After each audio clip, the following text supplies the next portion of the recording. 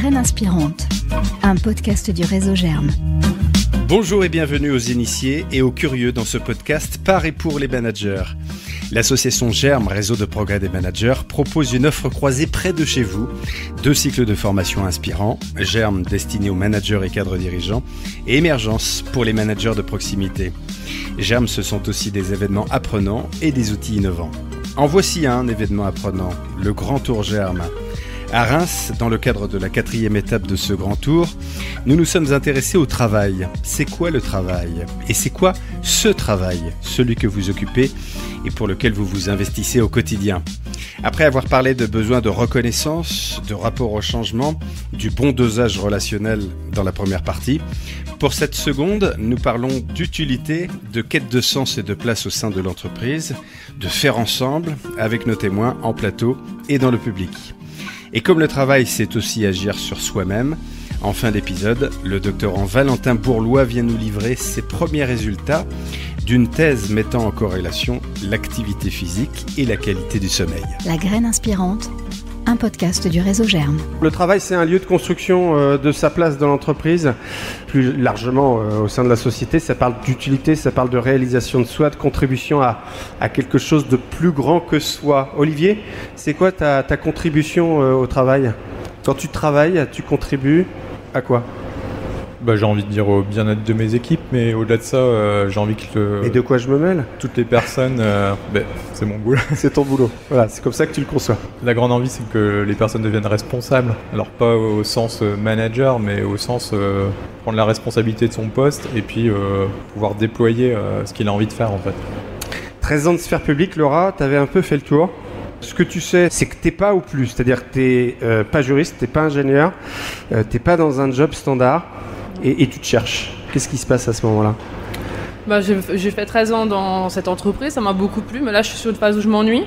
J'ai fait un changement de job en interne et du coup je me pose la question de qu'est-ce que je vaux sur le marché de l'emploi et puis quel job je pourrais faire en fait.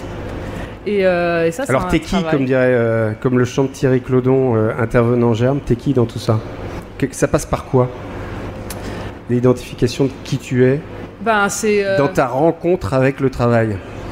Dans ma démarche, ça passe par une grosse phase de... je me prends une claque, quoi. Je me dis, mais en fait, je sais pas où aller, je sais pas quoi faire. Et donc, du coup, je commence à essayer de chercher par analogie. Je me dis, mon secteur est tellement spécial, il va falloir que je fasse des concessions. Donc, je postule plutôt sur des postes de chef de projet. Ça paraît louche. Pourquoi un manager va sur un poste de chef de projet ? Est-ce qu'il est un mauvais manager ? Est-ce qu'il n'est pas responsable ? Après, j'arrive quand même à faire quelques petites rencontres. Et puis, ça m'a mis 1 an. Et au final, après, j'ai discuté avec une amie qui bossait dans les RH et qui m'a dit « Mais tu ne crois pas que tu te sous-estimes, que tu devrais taper plus haut ?» Ah oui. Et du coup, j'ai postulé sur des postes de direction. Et là, j'ai eu des entretiens. Et ça t'allait... Ah oui, d'accord. Ok, donc finalement, ça t'allait mieux. Et t'as eu le syndrome de je vise trop bas au départ. Non, je pense que j'avais un problème d'imposture. Le fait d'être rentré jeune dans une entreprise, d'avoir été confronté qu'au regard des collègues de cette entreprise, d'avoir changé de métier. J'avais un problème d'identité. Et du coup, je pense que c'était dans l'imposture. Et pendant cette année où tu t'es cherché, tu t'allais au boulot, mais tu l'as dit, tu t'ennuyais, tu n'initiais plus. Ouais, je m'ennuyais, j'avais alors beaucoup d'énergie. Je sens beaucoup d'énergie à la base chez toi, ça doit être terrible de vivre un moment comme ça. Ah oui, j'étais pas bien. Avec le recul, et je me dis, c'était une période difficile de ma vie, j'étais déprimée, je pense. Tu gardais le masque. Voilà. Chercher sa place, est-ce que ça vous est arrivé à vous directement ou est-ce que ça arrive à des membres de vos équipes ? Comment vous faites pour accompagner la place que pourraient mieux occuper vos collaborateurs ? Le sens aussi, comment redonner du sens, redonner un peu de souffle à votre équipe ? Bonjour. Bonjour, moi je m'appelle Pauline. Je voulais vous partager mon expérience aussi parce que j'ai travaillé en fait 12 ans dans l'entreprise familiale. Une entreprise centenaire. Waouh, déjà, ça en fait sur les épaules. Et j'ai adoré bosser en famille. Sauf qu'en fait, on a décidé d'ouvrir le capital à un actionnaire majoritaire avec qui j'ai travaillé pendant 3 ans. Et c'est vrai qu'à la fin, je ne trouvais plus beaucoup de sens au fait de... Voilà, je ne trouvais plus ma place Qu'est-ce qui s'est passé ? l'entreprise. Qu'est-ce qui s'est passé C'est vrai que quand on dirige, quand on prend les décisions avec ses parents, c'est assez simple, même si ça peut ne pas toujours l'être. Mais c'est vrai que quand on change d'interlocuteur et qu'on n'est plus les seuls décideurs, voilà, la discussion est moins facile. Et je pense que j'avais fait le tour. C'était aussi un choix de ne pas reprendre l'entreprise. Donc voilà. Donc j'ai accompagné pendant 3 ans. Et c'est vrai que je reviens un petit peu sur la discussion qu'on avait juste avant.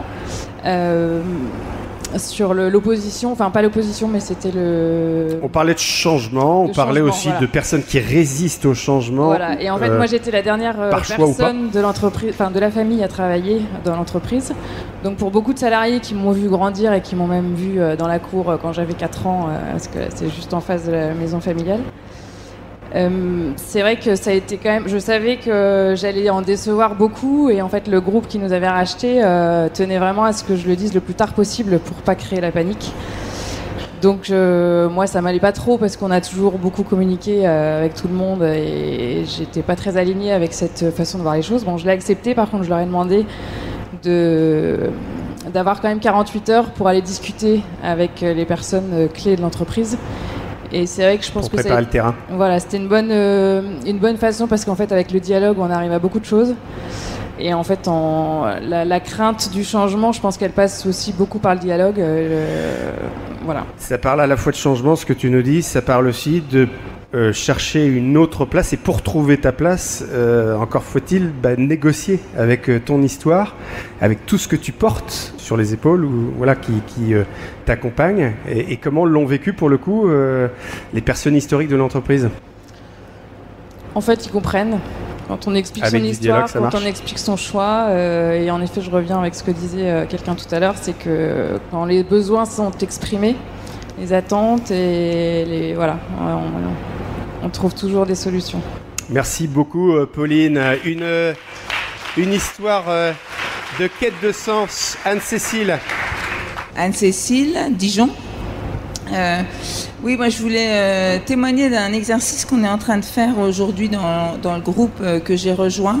C'est alors j'ai plus de voix, mais bon, j'ai rejoint un groupe et on est plusieurs. nos actionnaires, un groupe familial, les actionnaires ont décidé de retravailler la vision à 5 à 10 ans et de faire vraiment ce travail avec notamment le COMEX énergie. Et donc ils nous ont posé ce qu'on peut appeler les intangibles, c'est-à-dire ce que eux ne veulent pas voir déroger dans la vision et dans leur manière d'envisager l'avenir du groupe. Et après ils nous ont vraiment demandé de donner notre avis, des idées, de faire vraiment un travail collaboratif sur justement cette vision. Et dans ce travail, c'était la première fois que nous avons décidé d'aller demander aussi l'avis de nos managers, c'est-à-dire nos N-1, et que nos managers demandent aussi l'avis de leurs collaborateurs. Du coup, de leur demander leur avis, de leur soumettre le wording aussi, les mots qu'on voulait mettre sur la vocation. Qu'est-ce qu'on risque à faire ça, Anne-Cécile ? Pas grand-chose, dans la mesure où quand on leur dit qu'on va les écouter et qu'ils sont là pour compléter... Ouais, enfin bon, nous écouter, on connaît le truc, hein, mais enfin, à quoi ça va servir tout ça? Alors, c'est qu'après, on fait des orientations stratégiques et derrière, on les implique, mais qu'à chaque fois qu'on sort d'un COMEX ou à chaque fois qu'on sort d'un COMEX énergie, qu'on travaille sur ces questions, la seule chose qui est importante, c'est qu'à la fin du commerce, on sait ce qu'on va dire à nos collaborateurs et que tout le monde dise la même chose. Donc ça, c'était une chose. Le deuxième exercice, c'était on a une raison d'être dans le groupe qui est créer et transmettre le beau durablement avec passion. Voilà. Et là, on a fait un exercice qui nous a reliés au corps, c'est qu'on s'est mis par deux. Et on a demandé à l'autre, qu'est-ce que le mot créer veut dire pour toi? Qu'est-ce que transmettre veut dire pour toi? Qu'est-ce que beau veut dire pour toi? Mais pas forcément professionnellement, aussi personnellement. Et c'est vraiment pour créer ce lien dans le sens. Moi, je vois aussi le lien. Et c'est une façon, finalement, de se connecter à la raison d'être du groupe et à une vision de l'actionnaire.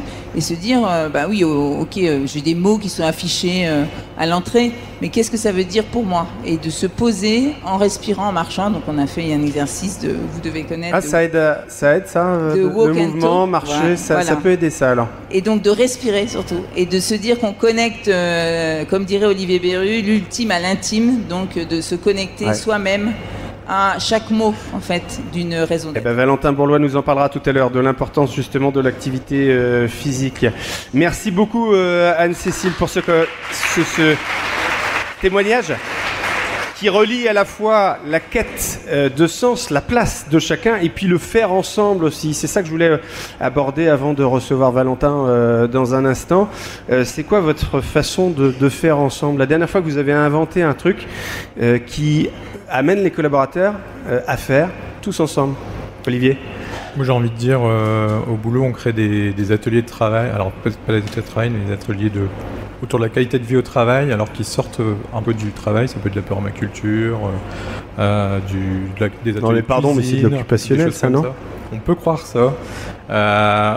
Au début, c'était vraiment des ateliers qui... C'est pas le rôle de l'entreprise, ça? Si, c'est de l'entreprise, puisque ça permet justement de souder les équipes sur autre chose que le travail du quotidien. Au début, très centré sur tout ce qui est écologie, etc. Et on va dire depuis cette année, il y a eu aussi le fait de prendre conscience que il en faut pour tout le monde. Et du coup, il y a des nouveaux ateliers qui arrivent, des ateliers sport, des ateliers marché autour. Enfin, vraiment aussi on écoute les salariés et on les emmène dans ces dynamiques-là. Faire ensemble, Laura, faire ensemble. Tiens, on peut peut-être relier avec l'histoire de Thierry. Parce que Thierry, c'est une histoire qui n'est pas très éloignée de celle de Michel. Tu l'embarques à tes côtés. On porte un projet de transformation plutôt sur travailler davantage en mode projet. Et Thierry, il comprend pas le projet et il est assez réticent. Et du coup, Thierry, il est dans ma direction, que ça m'ennuie. Que quelqu'un qui bosse près de moi, il ne comprenne pas. Et donc, je discute avec son manager et on s'est dit, on va essayer un truc. Je vais essayer de bosser en direct avec lui. Pour qu'il m'aide un peu à structurer tout ça. On s'est dit, comme ça, il aura toutes les infos, ça lui permettra peut-être d'aller au plus près, de mieux comprendre. Et donc, je lui propose le deal, je lui dis qu'on travaille en constructif, quoi. Donc, je fais des propositions, il amende, enfin vraiment, je lui mets le cadre, la liberté Tu fais ce que tu veux, t'as les clés. Voilà, je lui dis, tu peux reprendre, si moi je ne m'exprime pas bien ou je ne propose pas selon un bon angle, sens-toi libre de faire une autre proposition. Et du coup, Mais en tout cas, voilà, à la base, ton intention, c'est de le rassurer que... C'est de le rassurer, puis c'est que comme on a quand même besoin de formalisme, qu'il formalise. Voilà. Et c'est un homme qui est très process. C'est quelqu'un de très process. Voilà. Et il va te créer. Et du coup, je pars en vacances et je lui ai demandé de bosser sur un truc et je reviens et il m'a créé un serious game pour expliquer qu'est-ce que c'est la gestion de projet aux collaborateurs. T'aurais jamais parié un Copex sur sa créativité, on est d'accord? Non, c'est extraordinaire. Voilà. Donc c'est ça faire ensemble aussi, c'est ça faire confiance, c'est ça peut-être reconnaître, peut-être que c'est une sorte de synthèse de tout ce qu'on a dit depuis le début. Le travail, c'est tout ça, et peut-être que ce sont des nouvelles façons d'animer, de mettre en mouvement. Racontez-nous justement, avant d'accueillir Valentin Bourlois, vos façons à vous de créer à plusieurs, d'obtenir des résultats que vous n'auriez jamais imaginés. Bonjour. Oui, bonjour. Daniel, je suis de Charleville-Mézières. Ça remonte à il y a quelques années, je travaillais dans une entreprise qui fabriquait des compresseurs d'air. Bon, rien de passionnant, mais très utile sur les chantiers de construction. Et moi, j'ai toujours été passionné par les compresseurs d'air, personnellement, voilà, en tout cas...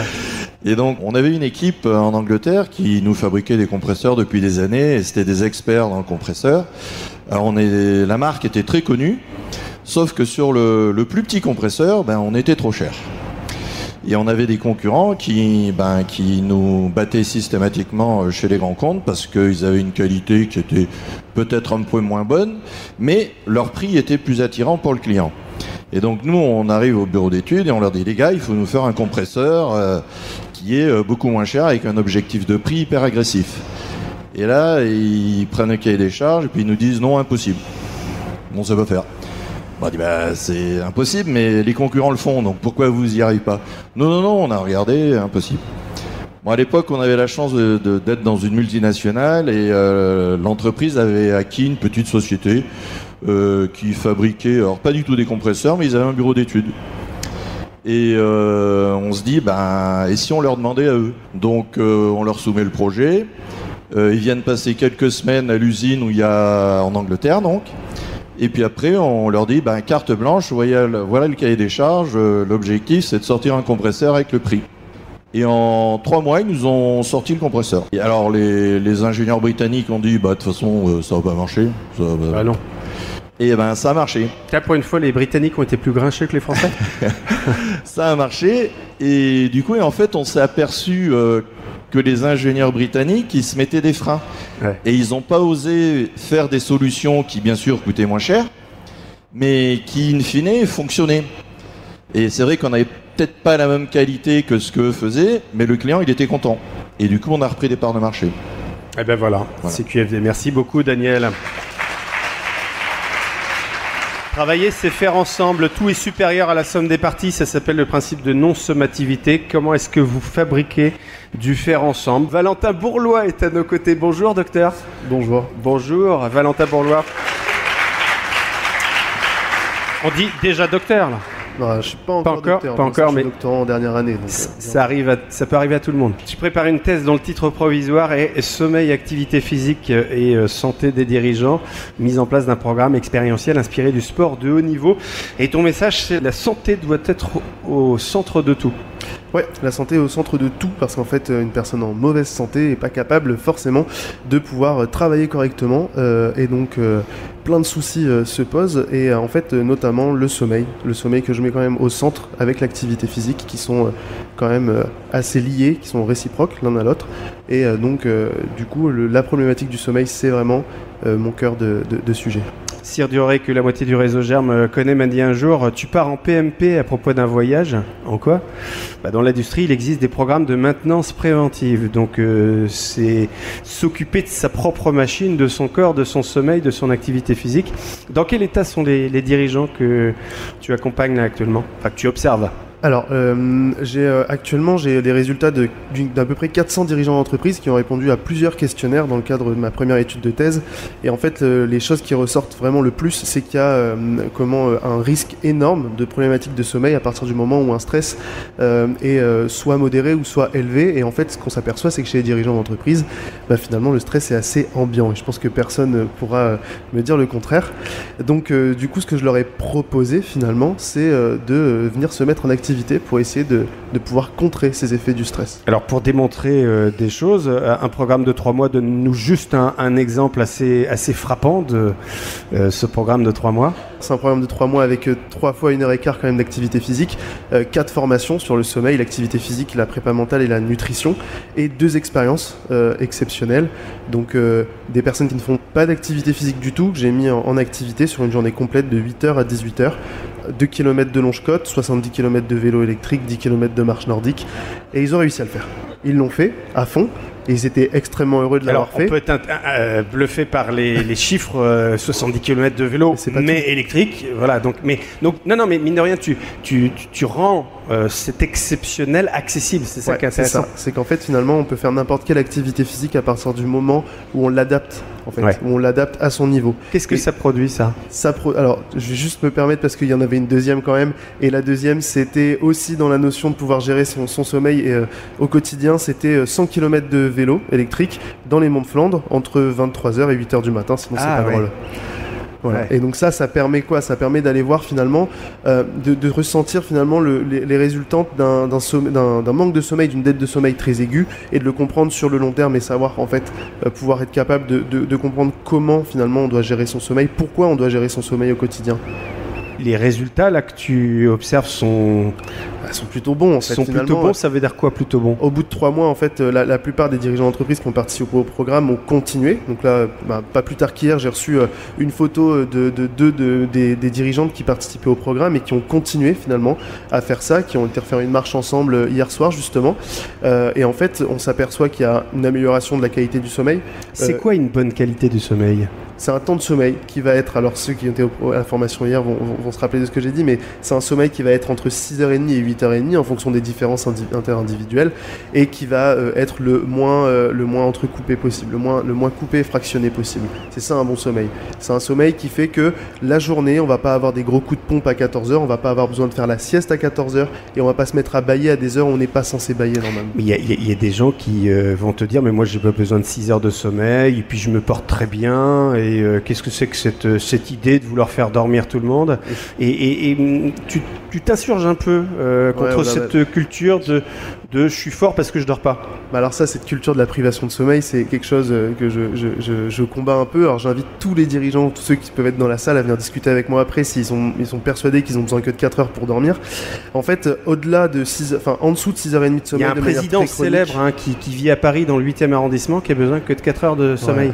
Je veux bien en discuter avec lui et savoir s'il fait pas la sieste la journée dans ce cas-là. Mais je sais pas. Voilà, à un moment donné, en fait, cette dette de sommeil chronique va engendrer forcément des problématiques à un moment donné ou un autre. Et donc, dormir moins de 4 heures ou dormir 4 heures, je pense que c'est simplement en fait des légendes, d'accord ? Alors peut-être que certains y arrivent, mais franchement, si dans la recherche et dans la littérature on nous dit que c'est pas possible, c'est que c'est pas possible à un moment donné. En tout cas pas pour tout le monde. Et tout ça, ça permet, parce qu'on parle du travail, c'est quoi le travail ? C'est travailler sur soi, travailler sur son corps pour quoi faire ? Pourquoi faire ? Alors, travailler sur soi, prendre le temps pour soi, prendre le temps de prendre soin de sa santé, c'est ce qui va permettre quand même pouvoir être plus performant, parce que bon, c'est un peu aussi le sujet hein, quand on parle avec des dirigeants d'entreprise, c'est comment être performant, comment pouvoir être bon dans son travail. Finalement, le manque de sommeil va engendrer quand même des problématiques, le manque d'activité physique va engendrer des problématiques entrepreneuriales, de vigilance entrepreneuriale, de somnolence la journée qui vont en fait engendrer finalement des gros soucis dans le travail, dans la vie de tous les jours, quoi. Donc finalement, ne pas prendre ce temps pour soi, ce temps pour faire son activité, ce temps pour pouvoir prendre soin de son sommeil, c'est finalement poser des soucis dans sa vie de tous les jours, dans son travail quotidien. C'est simple. C'est un jour ou l'autre passer à la caisse. Ouais, c'est ça, exactement. Et ça va entraîner finalement plus de burn-out et de soucis. Alors, il y a des études à Maroc, en Occitanie, il l'a montré, sur un certain groupe de dirigeants d'entreprise, plus de 50% des dirigeants d'entreprise ont souffert de burn-out ou souffrent de burn-out sur qu'à peu près 2000 interrogés sur une étude IFOP, il y en avait plus de 27% qui étaient pensés un jour pensé au suicide.